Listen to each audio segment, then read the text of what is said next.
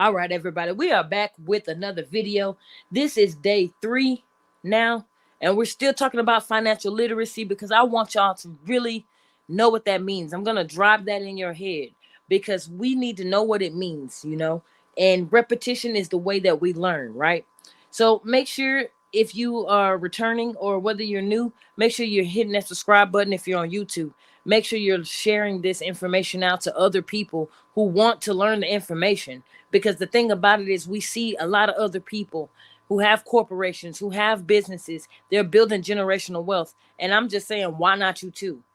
Why not you too? Because that's what that's how you pass stuff down to your kids. If you really care about your kids, your grandkids, and the generations behind you, yeah, you can't take the money with you, but you can leave it to your family. You can leave it to your loved ones who are here after you so that they don't have to stress, strain, and struggle. And that's what it's really all about.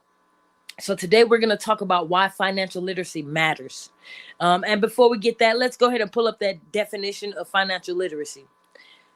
See, financial literacy is the ability to understand and effectively use various financial skills. That means you're just using different financial skills, including personal financial management, budgeting, and investing. So those are going to be your top main 3 subjects: is personal finance management, budgeting, and investment. Okay, so that just keep that in your head. I'm gonna keep pounding that in your head, what financial literacy actually is. A lot of people are throwing this term around, but they're not really breaking it down and explaining it to where everyone can understand what that means. And like I said, today we're going to talk about why it matters, why this matters. See, financial literacy, it helps you manage your day-to-day expenses. It's the reason you either spend too much or don't spend everything that you have in one day. And then also too, it also has the long-term benefits as well. So even when you're thinking about retirement, even if you're thinking about going to school later, even if you're thinking about buying a house later, a car later, no matter what it is that you're buying, that's more of on a longer scale, because you have those mid-range budgets or mid-range goals too, right? But this is talking just long term. So even if it's retirement, these are things you all want to have some literacy about. And see, if you think about it, when you're literate, just means you can read, you can understand, you can use what you understand. So it's important. It's important to save. It's important to plan enough for not just your retirement, but also to do that. You want to try avoiding high levels of debt that could bankrupt you down the line, or put you behind on your payments down the line, or even cause you to lose the stuff that you've built to get foreclosures. You don't want to have houses, whether they be your own home or even rental properties, and you're having to foreclose on them homes because you don't or did not have enough financial literacy to understand how to use the tools that are available to keep those items, no matter what the economy does.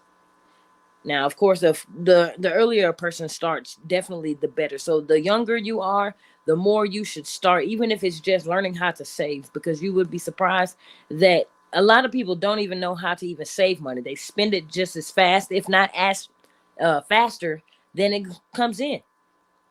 Now, you're looking at more than 1/4 of America that have no retirement savings. None. They get to be retirement age, I think it's 65, 70, somewhere along up in there, and they still have to work. They're greeting you at Walmart. They at the post office, still working you. Some of them driving the buses for the city because they didn't have a plan. Only thing they knew was to get up, go to work, and try to save some money. But then they get older, and then they realize that it's not enough. It's just not enough. I still have to go out and do something, and your bones hurt. You have to go out and you have to do something, and you're tired. You have to go out and you have to go clock in, and you don't feel good today. You got to come up with excuses as to why you can't come to work and hope that your boss don't fire you. That's not any way to live. It's actually quite stressful. I wouldn't want to do it. So it's saying that more than 1/4 of America has no retirement savings, and fewer than 4 in 10 people felt that their retirement just was not even on track. They just feel behind. Maybe they start saving, they start using these tools and stuff, and it there was just nothing that they could do. They still got to work because they're behind. So they're still working because they're behind. I don't know about anybody else, but I don't want to feel like that. I really don't. I mean, to each his own. But that's not for me. And I hope it's not for you. It says that more than 60% of the people who have saved said they didn't feel confident in making retirement decisions. See, that's what happens when you're just saving money, because that's all you've been taught is to save, save, save, save, save. And then you get to your retirement and you want that boat, you want that car, that house, but you're like, I don't know if I want to buy that. I don't know if I want to have that. I don't know if I can afford that, because when I look at what I have saved up, it's going to take a large chunk out of that. And I'm going to have to cut corners here and over here, because that's going to take a large amount of my money. With financial literacy, with understanding the various financial skills and using them to your advantage, you can actually go into retirement with confidence, and you can make confident decisions. Now, millennials. I am a millennial myself, so honey, this is my group. You know, sometimes it's really hard to get hit with your own news. But I feel bad for my millennials, partly. I feel bad for my millennials because they haven't been taught. It's not fully their fault. They haven't been taught. A lot of people have failed them, whether that be the school systems, whether that be parenting. Sometimes your parents don't know, and they just don't know what they don't know. So that's why it's important to pick up a book and read. That's why it's important to put that podcast on. That's why it's important to listen to the people who do know, so that you can get some information. Because millennials, they said we screwed. We basically screwed. They said we make up the largest share of the workforce and are doing the worst. Only 19% of us actually answered some fundamental finance concept questions correctly. 19%. What happened to the other 81? All incorrect. 43% of us use alternative services such as payday loans and pawn shops. Now, I'm not gonna lie to you. I took one payday loan out when I was in college. I paid it back, and I did it quick. But that's because I didn't want the fees that were associated with that loan, because those fees and those interest fees can get up to about 400%. Believe it or not, they can. So I was smart about mine, thank God. But look how many other people are using payday loans and pawn shops. And in fact, I know a guy, he has an Xbox. And every time he wants to get some extra money, he takes that Xbox to the pawn shop. And they give him money for it. Eventually, he does come back and he pays the money back and he gets the Xbox back. But this man uses that Xbox, I would say, if not every month, every 2 months, to do the same thing. And they'll give him a little bit more and a little bit more and a little bit more, because he's a return customer. He comes in just that often to that pawn shop, that they know that on a certain date he's going to come back and he's going to pay that money back off. But before the end of that month, he'll be back to pawn that Xbox again. And he's paying fees for this. That's extra money out the pocket for that loan. But nonetheless, what else to say about millennials? It says more than half lacked an emergency fund to cover 3 months of expenses. They say that we don't have no money, y'all.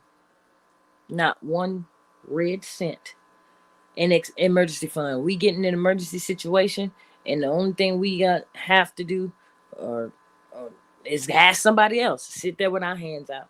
That's really sad. It says 37% considered financially fragile. They consider us financially fragile because they say that we are unable to come up with at least $2,000 in a month in the case of an emergency.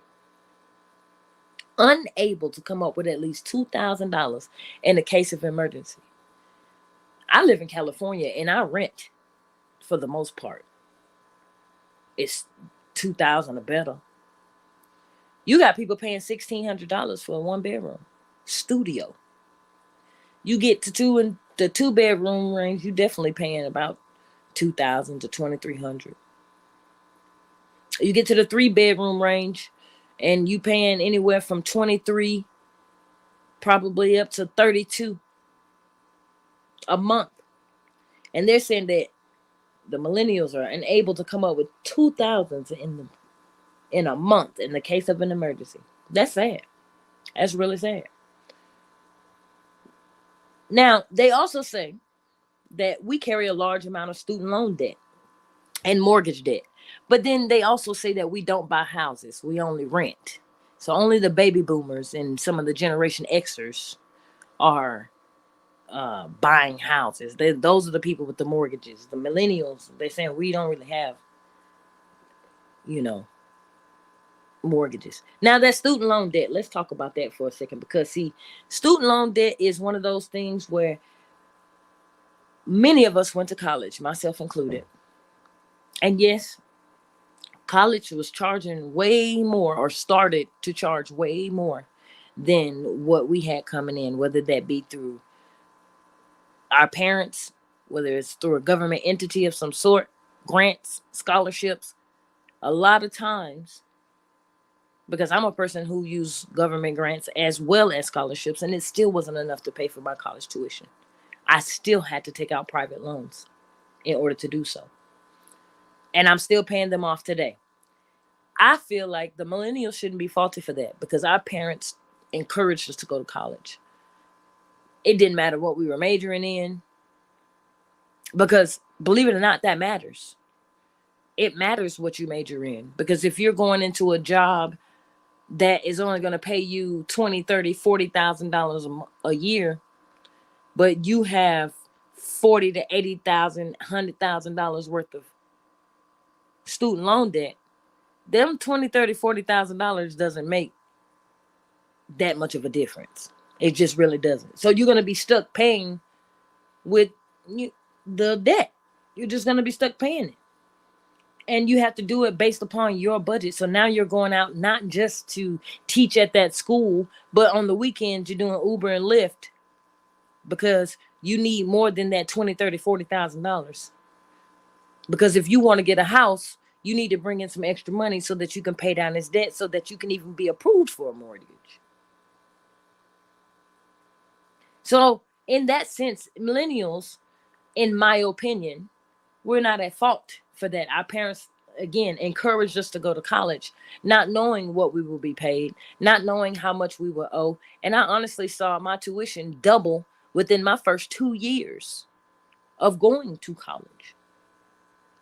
So we did as we were told, and it didn't necessarily always help us in the end, because a lot of us are not even doing the things we went to college for, because it doesn't pay, or because it got to the point where it was taking the average person 5 years to get out. And if you go into these, large name schools where you're paying $25,000, $26,000 a semester or better, you spent $50,000 in 1 year. Now you put that for 5 years. That's $250,000. But then you get a job that's only paying you $41,000 a year. That was less than your tuition. But then you also have to live on top of that. It gets difficult. So I don't fully blame us for that. A lot of people went into college and other places as well in ignorance. And I say ignorance because we just didn't know. Not for it to be a bad thing. But thankfully, our children don't have to do the same thing, because there are more resources than ever. If you want to educate yourself or educate your family, your children, there are a lot of different resources out there. Now, I personally use my econ because it offers a range of learning resources, but it's all in one place. And so not only do I get everything step by step, but I also get it in that one area so that I know what to look for. And then, you still do your research outside if you like. Of course, I would always encourage it because the more knowledge, the better. So you still can go outside and it has, outside resources because they're not reinventing the wheel. They're just showing you what's available to you that you may have not known, because when you don't know something, you don't know what questions to ask. Well, my econ provides that for you and lets you know what it is that you need to know, and then you can, like I say, research other resources and tap into Google and see what fits under those categories.